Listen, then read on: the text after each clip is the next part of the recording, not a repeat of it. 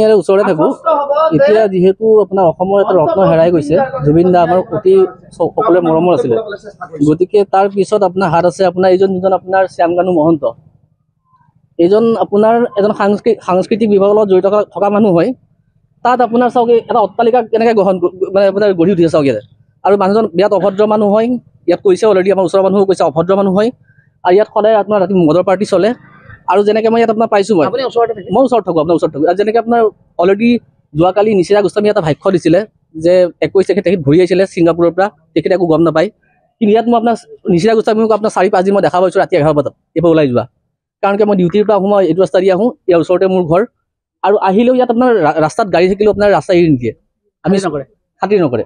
মানে হৰ্ণ বজাব নোৱাৰোঁ, ডাঙৰ মানুহ হয়, ক'ব নোৱাৰোঁ।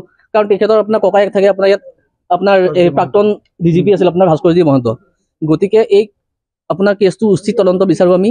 আৰু আমি অসমৰ মাননীয় মুখ্যমন্ত্ৰী এই আপোনাৰ কি কয় এই হিমন্ত বিশ্ব শৰ্মাক আমি অনুৰোধ কৰিছোঁ, তেখেতে বহুত ছাপোৰ্ট কৰি আছে জুবিনদাৰ মৃত্যুত।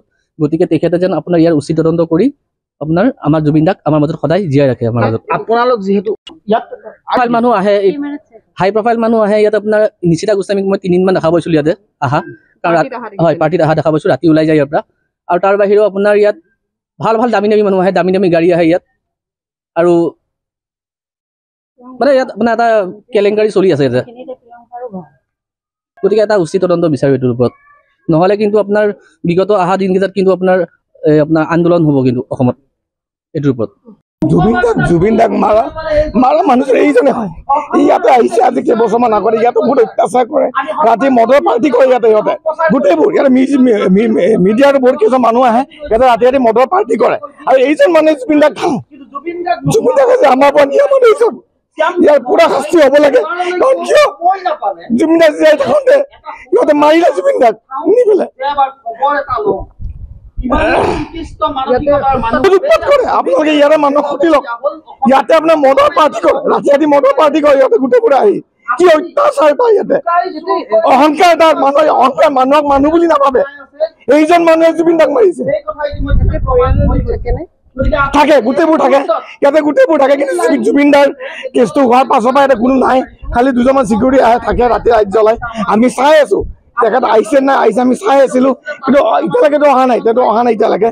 আৰু তেখেতৰ ককায়েকৰ ঘৰৰ আগত আপোনালোকে নিশ্চয় জানে। তো আমি এটাই কথা, ইতিমধ্যে জল পট হৈছে যে জুবিন দাক হত্যা কৰা গৈছে। আৰু এই হত্যাকাৰী আমাৰ এই ইয়াতে আছিলে, এই শ্যামকানু মহন্ত, সিদ্ধাৰ্থ শৰ্মা, এই 2জনৰ শাস্তি হ'ব লাগে।